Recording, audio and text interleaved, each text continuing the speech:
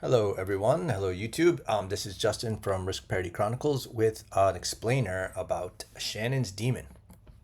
Okay, before I get into that, just wanted to let everyone know my blog is back after an 18-month hiatus, and I'm now on Substack, so it is free. Subscription info is in the description below, also on BlueSky again, and then the info is below. All right, as many of you know, if you've watched my videos before, I don't do a lot of edits, so here we go. All right, so Shannon's Demon, one of the most important concepts in investing, but not talked about nearly enough.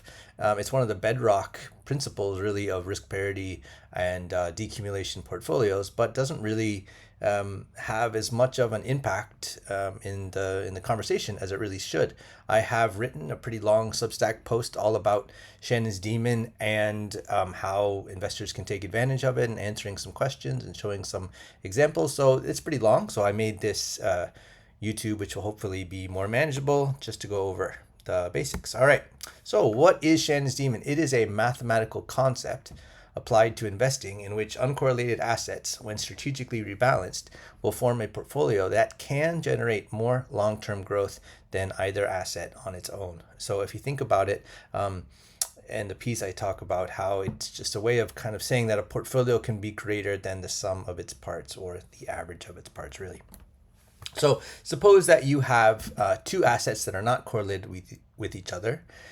Shannon's Demon says that if you put them together in a portfolio and you rebalance between them, you'll get a portfolio that will be less volatile and tend to have higher risk adjusted returns and maybe higher total returns than the average between those assets. So a way of saying that you get a little bit more than you would expect if you didn't rebalance, or if they weren't uncorrelated. So in some cases, the portfolio can perform better than either of the assets or any of the assets in the portfolio by themselves, although that doesn't always happen. So I don't want to overpromise there. Okay, so Shannon's Demon is named after Claude Shannon, mathematician, computer scientist, and father of information theory. And the demon part is kind of an odd story, but it comes from a conundrum in thermodynamics called Maxwell's demon that Shannon responded to, and so it was called Shannon's Demon. So it's not really a demonic thing or anything like that. All right, so Shannon, and it never was part of a published paper or anything, but kind of something he enjoyed investing and talking about investing, so had some notes and had some lectures with it, but didn't ever write it down.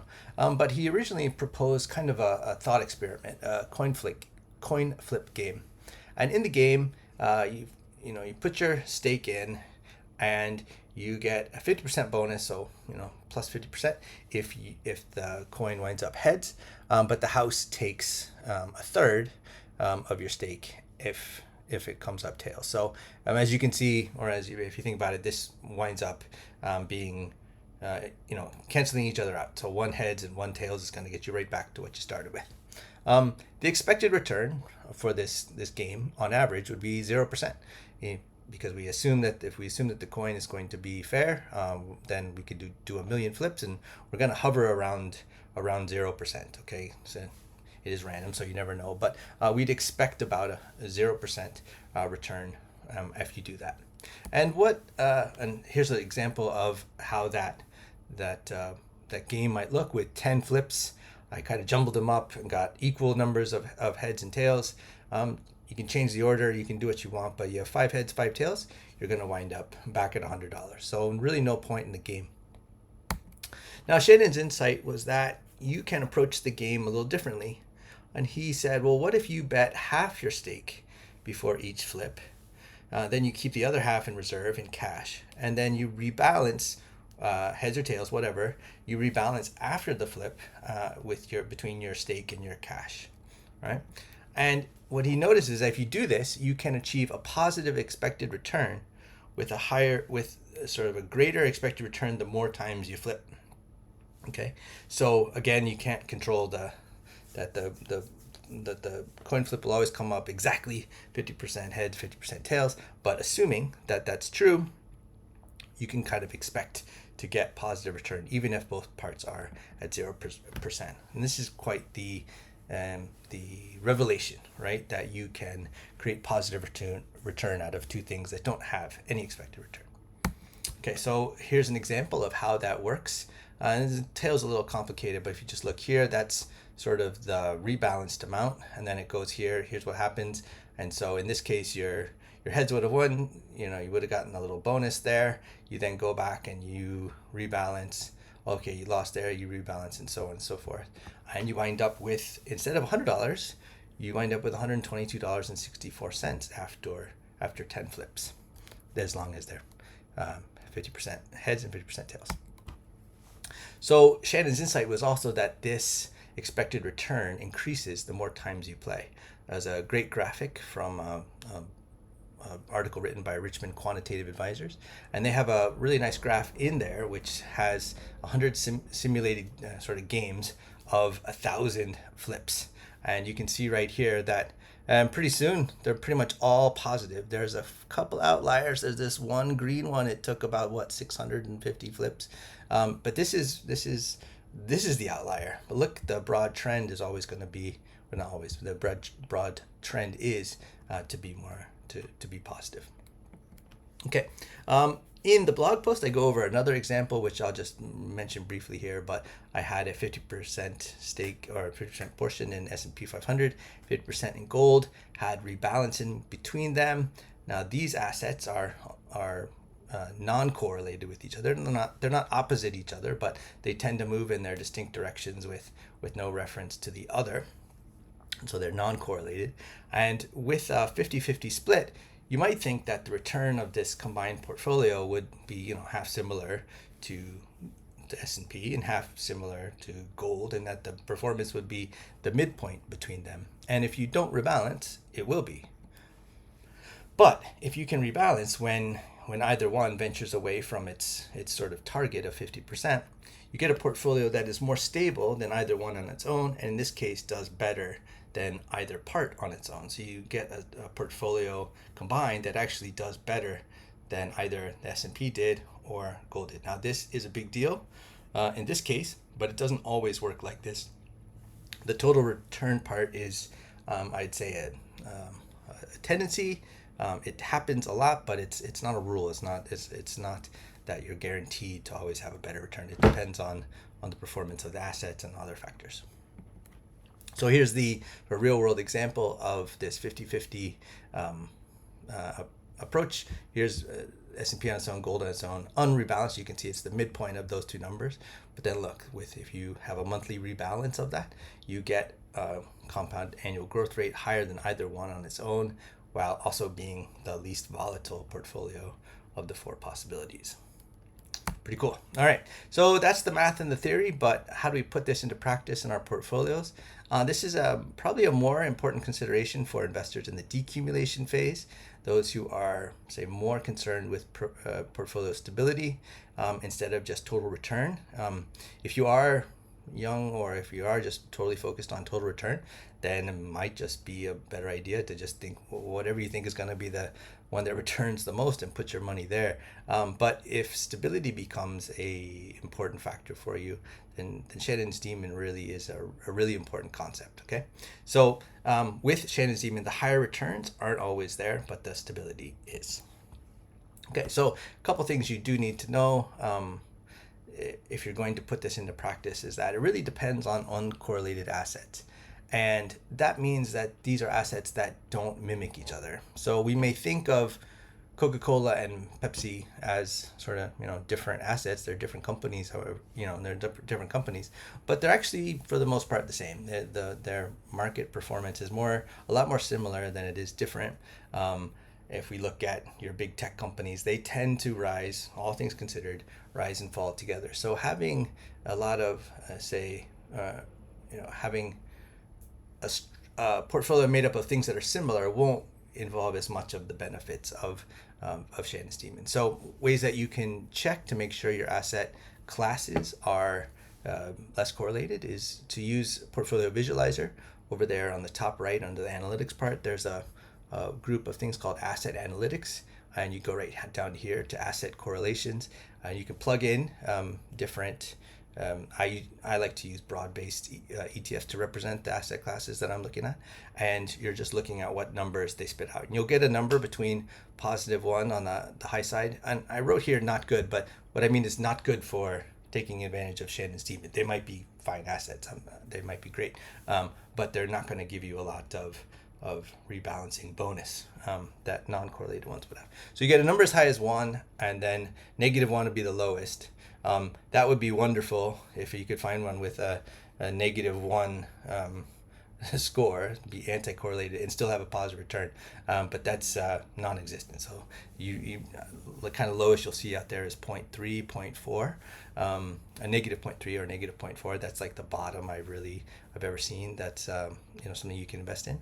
And generally what you're looking for is things that are 0.5 and lower, and if it has a correlation to stocks of 0.5 and lower, and if it has correlations that are different from the other assets in your portfolio, 0.5 or lower, then you're on the right track. So gold, for example, is typically around 0. Could be 0.1, could be -0.1, but it hovers around that 0 mark. Now, don't want to overpromise though about correlation, because just like returns, there are tendencies in the past. There are kind of patterns that we see, but things can change. For example, for about two and a half decades, stocks and long-term treasuries were negatively correlated. So they were a really great combination to have in a portfolio, because stocks would go up and treasuries wouldn't do that well. And then at times where stocks kind of took a little bit of a dip, treasuries would bounce up almost in response. But that didn't hold in 2022. So 2022 was a really good year, that a good reminder that those correlations aren't they're not laws. Okay, they're just tendencies maybe, but even then things can change. All right, in addition to searching for uncorrelated assets, if you're going to sort of take advantage of Shannon's demon, you're going to need to have a rebalancing strategy.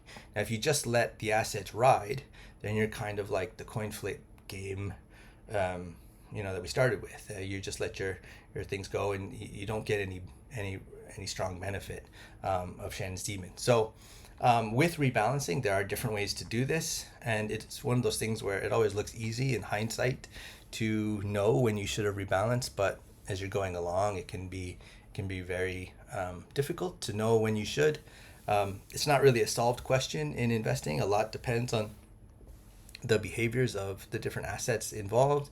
A lot can depend on luck. If you do it on a Tuesday versus a Wednesday, it can make all the difference when you run the numbers later. So it's not a settled thing. So I think just wanted to reiterate here that you can have different strategies. It's just important that you have one. Okay.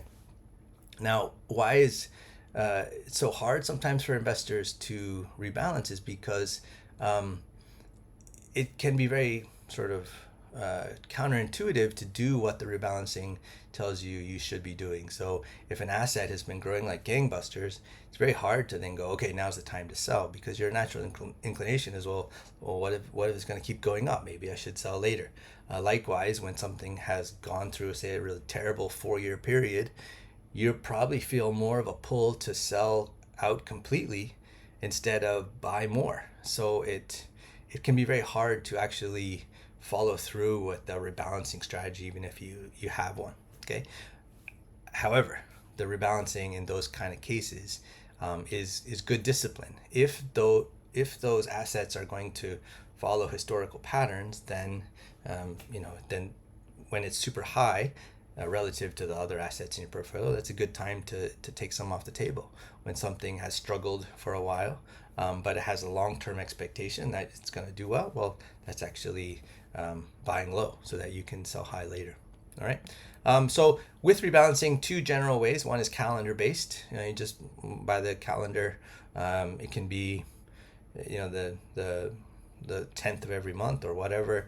I've done it where since I'm a teacher, I have natural breaks in my year, so I would do it before summer vacation, after summer vacation, after winter vacation, whatever, and I can get a kind of a pattern there. Maybe once a year, twice a year is fine. 4 or 5 times a year is okay as well. It's hard to know what exactly the right number is. A lot depends on just the circumstances, but something reasonable like that. Another way to do it is what's called threshold rebalancing, sometimes called tolerance bands, where you rebalance when one of the assets in your portfolio gets a certain distance away from its target allocations, plus or minus. So for example, if I want small cap value to be 30% of my portfolio, and I set a tolerance band of 20% in relative terms, or I set a threshold of 20% in relative terms. That means my 30% target, if it actually becomes 36, meaning plus 20% of that 30, or down to 24% minus 20% of that 30, then I would trigger a rebalancing. And that can be a total portfolio rebalance, or it can be that asset plus the one that's the most opposite on the other side, whatever. Again, different ways to do it. Can't go over that here. But as long as you have some sort of strategy, you'll get that rebalancing sort of bonus from the Shannon's Demon promises. Okay, as for me, I prefer the latter. I do threshold rebalancing, but I can't say definitively that that's the best. I think my basic advice is just have a rebalancing plan, whatever it is, and then stick to it. Okay, a bit more on my Substack post, a few more ins and outs, what have yous. There's a key section there about some other resources for you about Shannon's Demon, so check those out. And follow-up questions or comments, welcome. I'm at Risk Parity Chronicles on Substack, which should be down in the description below. Also on BlueSky, and please comment, like, subscribe, all that good stuff for YouTube to keep me making videos. Okay, bye-bye.